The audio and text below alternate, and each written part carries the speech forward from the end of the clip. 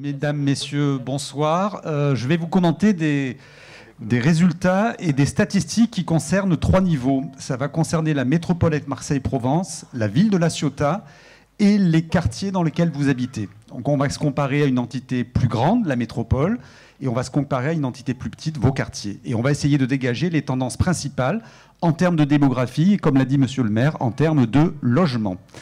Alors, premier point, on attaque sur la population. D'abord, on le voit ici, la population de la métropole Aix-Marseille-Provence, qui rassemble, je vous le rappelle, l'essentiel du département des Bouches-du-Rhône. C'est une population qui a eu une croissance de plus 2,3% sur les 6 dernières années.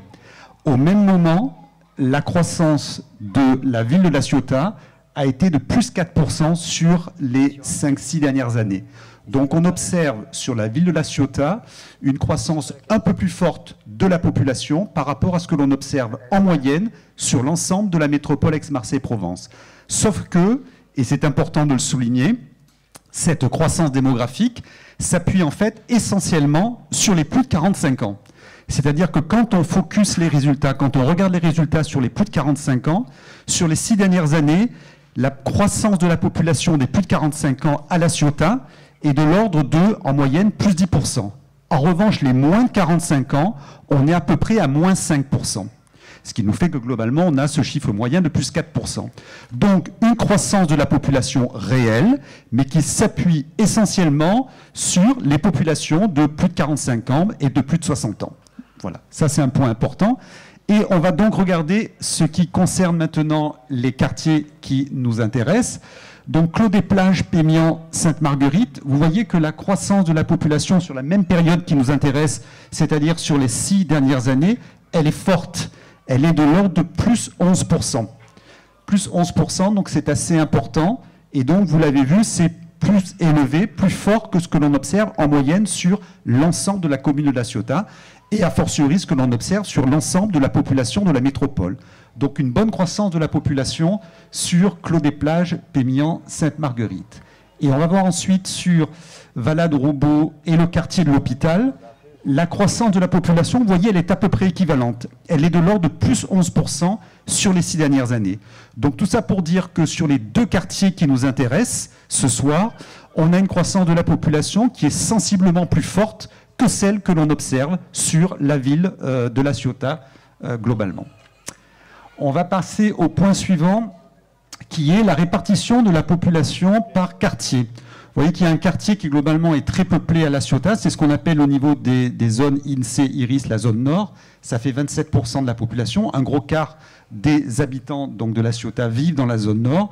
Et nous, pour ce qui nous intéresse, on est à 8% au niveau de Clos-des-Plages, Pémian, Sainte-Marguerite. Et pour le quartier de l'Hôpital, Valade-Roubaud, on est à 8%. Donc chacun des 2 quartiers sont de taille raisonnable. Une part importante de la population de La Ciotat vit dans vos 2 quartiers. Et ça va expliquer un certain nombre de résultats que l'on va voir ensuite. Alors, on va regarder, c'est toujours intéressant de voir la répartition en termes d'âge, parce que ça explique beaucoup d'éléments sous-jacents à une structure démographique et économique.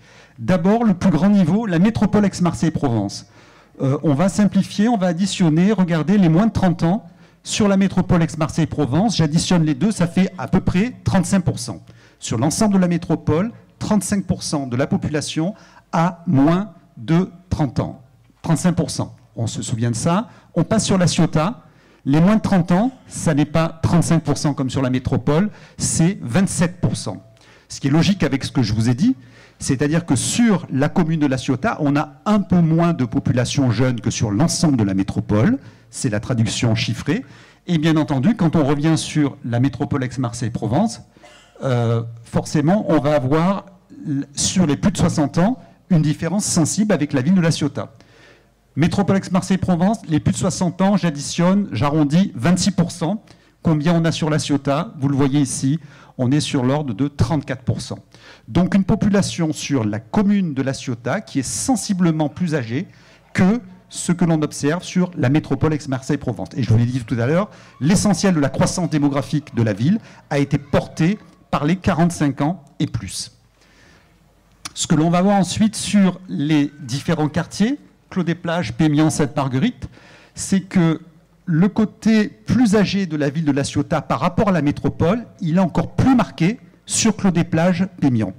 Vous le voyez, les moins de 30 ans ne font que 18% de la population, donc c'est sensiblement moins que ce que l'on observe sur la ville de La Ciotat. Et en revanche, les plus de 60 ans, vous voyez, on atteint un peu plus de 45%. Donc le quartier est un peu plus âgé que la moyenne observée sur la ville de La Ciotat. Et en revanche, quand on va passer au quartier suivant, qui est donc Valade-Roubaud-Hôpital, là pour le coup, vous regardez, 15 et 15, on est à peu près à 30% de moins de 30 ans. Chez les plus de 60 ans, on est à peu près à 33-34%. On est à peu près sur une population qui ressemble à celle observée sur la ville de La Ciotat dans son ensemble. Donc sur ce quartier de l'hôpital Valade-Roubaud, on a une structure démographique qui ressemble largement à celle de la ville de La Ciotat. En revanche, sur Clos-des-Plages, Pémian, Sainte-Marguerite, on est sur une structure un petit peu plus âgée. Allez, je vais passer à l'autre, comme ça alterne. Ensuite, le logement. Regardons d'abord le répartition que l'on a entre les appartements et les maisons individuelles, parce que ça aussi, c'est une dimension qui peut être éclairante à bien des égards. Ce que l'on observe, c'est que en matière de maisons individuelles, sur Clos-des-Plages, Pémian, Sainte-Marguerite, vous avez en arrondissant 29% de maisons individuelles et une grande majorité d'appartements, 71%. Et quand on regarde sur le quartier Valade-Roubaud et quartier de l'hôpital, donc là, la structure en matière de maisons individuelles est encore plus marquée. On a moins de maisons individuelles, on est à 17% de maisons individuelles et 83% d'appartements. Donc là, en gros, sur Clos-des-Plages, Pémian, on a une structure qui ressemble à la structure moyenne de la ville de La Ciotat, pour le coup, pour la répartition entre les appartements et les maisons individuelles. En revanche, sur le quartier de l'hôpital, il y a beaucoup plus d'appartements que de maisons individuelles, et de façon plus nette et plus marquée que ce que l'on observe sur la ville de La Ciotat. Ensuite, les croissances de nombre de logements sur des séries longues. On voit donc que le nombre de logements, d'abord sur la métropole Aix-Marseille-Provence, quelle est la croissance que l'on observe sur les 6 dernières années? On prend toujours cette base-là. On est sur une croissance moyenne en termes de nombre de logements disponibles, bien évidemment, de l'ordre en arrondissant de plus 7%. Sur l'ensemble de la métropole, sur les 6 dernières années, il y a eu plus 7% de logements disponibles. Sur la ville de La Ciotat, le pourcentage est légèrement inférieur, pas de beaucoup, mais on est à plus 5%. Donc il y a quand même une croissance régulière du nombre de logements disponibles, à la fois sur la métropole Aix-Marseille-Provence et sur l'ensemble de la ville de La Ciotat, donc je rappelle, plus 5%. Et on va voir ce que ça va donner maintenant en matière des deux quartiers qui nous intéressent. Sur Clos-des-Plages, Pémian, Sainte-Marguerite, vous avez vu, La Ciotat, on était à plus 5% de logements sur les 6 dernières années. Là, on n'est que à plus 2%. Donc, on a une croissance en termes de logements disponibles sur ce quartier qui est le vôtre, donc Clos-des-Plages, Pémian, Sainte-Marguerite, qui n'est que de plus 2%. C'est une croissance quand même, hein, mais c'est un peu plus faible que ce que l'on observe sur l'ensemble de la commune de La Ciotat. Et on va regarder maintenant sur Valade-Roubaud, l'hôpital. Eh bien, on a un chiffre qui est très proche, quasiment identique, avec plus 2% de logements disponibles sur ce quartier-là. Donc les deux quartiers qui nous intéressent ce soir, qui vous concernent, dans lesquels vous vivez, une croissance en matière de nombre de logements qui est légère, régulière, pas plate, mais presque, plus 2% sur 6 ans. Il y a eu une croissance en termes de nombre de logements disponibles plus élevée dans d'autres quartiers sur l'ensemble de la commune de La Ciotat. Alors maintenant, intéressant de regarder aussi comment se répartissent les logements en matière de résidence principale et de résidence secondaire, puisque c'est une problématique qui est également importante. Si on focus sur la métropole Aix-Marseille-Provence, donc notre plus gros niveau d'observation, on voit que 88% des logements disponibles sont des résidences principales, pratiquement 9 logements sur 10 sont des résidences principales, et on a en matière de résidences secondaires que 4%. Sur l'ensemble de la métropole. Donc 88, 4. Et on va voir que sur la ville de La Ciotat, ça va être un petit peu différent. Eh bien, vous le voyez, en matière de résidence principale, on est à 77% sur la commune de La Ciotat, mais avec cette particularité qui est quand même d'avoir de l'ordre de 20% de résidences secondaires. Je pense que vous vous y attendiez peut-être à ce genre de chiffres. Donc il y a sensiblement plus de résidences secondaires sur la ville de La Ciotat que ce que l'on observe sur l'ensemble de la métropole Aix-Marseille-Provence. Et on va voir comment vont évoluer par rapport à ces chiffres-là les deux quartiers qui nous intéressent. Eh bien, d'abord, Clos-des-Plages, Pémian, Sainte-Marguerite. Regardez ici, résidence principale 55%, résidence secondaire 43%. Donc déjà qu'il y avait 20% de résidences secondaires sur l'ensemble de la commune de La Ciotat, c'était beaucoup. Sur ce quartier qui est le vôtre, on monte à 43%. Donc énormément de résidences secondaires.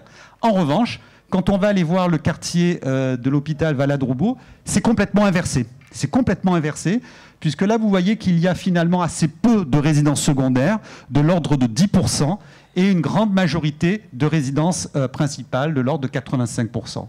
Le reste étant parfois, pour moins de 3-4%, des logements vacants.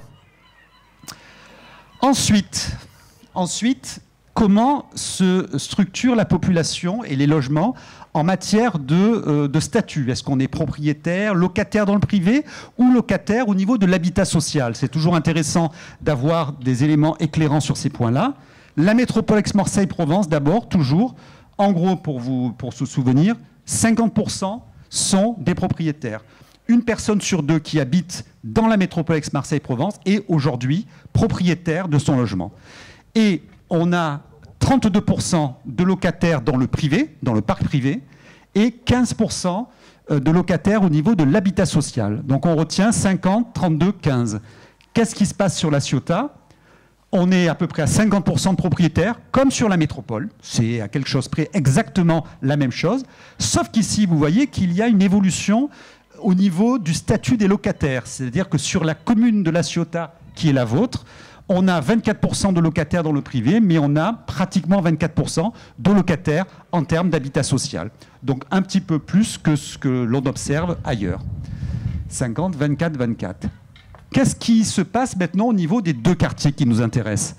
Clos-des-Plages, Pémian, Sainte-Marguerite, beaucoup de propriétaires. Vous voyez, on quitte les 50%, on monte à 69%. Donc c'est quand même sensiblement plus marqué au niveau du nombre et de la proportion de propriétaires. En revanche, les locataires dans le privé, il y en a 28%, un peu plus que sur la ville de La Ciotat, où on était à 24%, mais au niveau de l'habitat social, il n'y en a pas, 0%. Donc c'est là où il y a quelque chose qui se différencie assez clairement de l'ensemble de la ville de La Ciotat. Et quand on va regarder ce que l'on a ensuite sur notre autre quartier, voilà, le quartier donc Valade-Roubaud hôpital, propriétaire 42%, je rappelle toujours par rapport à 50% en moyenne sur la métropole et sur la ville de La Ciotat, donc un peu moins de propriétaires sur le quartier de l'hôpital, beaucoup de locataires au niveau privé, 31%, et des locataires au niveau de l'habitat social, 23%, et là on est sur un pourcentage à peu près identique à celui que l'on observe sur l'ensemble de la ville. Et des personnes logées à titre gratuit, 3%. Comment ceci évolue? Eh bien, vous le voyez ici. Voilà, les propriétaires, locataires. Ça, c'était pour vous montrer, par exemple, Clos-des-Plages, Pémian. Donc, on a vu propriétaires 47%, locataires, voilà, on était à, voilà, pardon. Hop, hop, hop, voilà, propriétaires, locataires. Donc, c'est bon. Je pense qu'on peut passer à la suivante, sans passer par celle-ci. Comment évoluent les résidences principales? Donc là, on va parler essentiellement des résidences principales. On met de côté les résidences secondaires. Dans quelle mesure y a-t-il une évolution observée sur les différents quartiers au niveau des résidences principales? Est-ce qu'il y a une évolution que l'on constate au niveau des propriétaires et des locataires? C'est toujours intéressant de le voir. On voit que sur Clos-des-Plages, Pémian, Sainte-Marguerite, la croissance sur les 6 dernières années des propriétaires est réelle. Elle est de l'ordre de plus 25%. En revanche, les locataires, c'est très stable. On est à peu près, on tourne autour de 0%. Locataires HLM, il n'y en a pas. Et des personnes logées à titre gratuit, on est à moins 21%, mais il y en a très très peu. On bascule ici ensuite sur le quartier de l'hôpital, où sur les 6 dernières années, en tout cas, on a une baisse des propriétaires de l'ordre de 10%, des locataires également. Mais ça concerne essentiellement l'ensemble de la période, sachant qu'après, par exemple, les propriétaires sur les dernières années, les 3-4 dernières années, ont eu tendance à augmenter. Donc le chiffre de moins 10% est un petit peu trompeur ici sur l'hôpital. Que peut-on dire maintenant en termes de revenus disponibles par ménage. Donc les revenus disponibles par ménage, c'est ce qui reste dans un foyer une fois qu'on a payé tout ce qui peut avoir trait notamment à l'imposition, impôt sur le revenu, taxe d'habitation, impôt foncier, etc. Qu'observe-t-on ici sur les différents quartiers de la ville de La Ciotat que vous connaissez? C'est que quand on regarde Clos des Plages, Pémian, on est à un revenu disponible global annuel de 27 450 €, ce qui fait 2 288 € par mois. On est un des deux quartiers qui, qui a les plus hauts revenus par rapport à l'ensemble de la ville de La Ciotat. Vous voyez, avec les quartiers Est à 2 300 € par mois, Clos des Plages, Pémian, Sainte-Marguerite est un des deux quartiers les plus aisés de la ville de La Ciotat. Ça, c'est important. En revanche, ici, vous allez voir qu'après, sur le quartier suivant, qui est ici, voilà, on est sur donc Clos des Plages, Pémian. Alors, on va peut-être revenir. Oui, pardon, excusez-moi. Voilà. Ensuite, sur le quartier qui est ici, quartier de l'Hôpital, on est à 1 873 € par mois, soit 22 480 € annuels. Ce quartier-là, le quartier de l'Hôpital, est dans la moyenne, globalement, dans la fourchette moyenne de ce qu'on observe sur l'ensemble de la ville. Donc c'est un quartier qui, en termes de revenus, est dans la moyenne globale de la ville de La Ciotat, alors que Clos des Plages, Pémian, Sainte-Marguerite avaient des revenus observés sensiblement plus élevés. Comment ont-ils évolué ces revenus? C'est intéressant de le regarder. Eh bien, il faut savoir que sur les deux quartiers qui nous intéressent, les revenus ont sensiblement augmenté sur les 6 dernières années. Et ça, c'est assez intéressant de regarder. Vous voyez la croissance que l'on observe sur les 6 dernières années, elle est de l'ordre de plus 15% en matière de revenus disponibles. Hein. Plus 15% sur le quartier Clos des Plages, Pémian, donc c'est quand même assez considérable.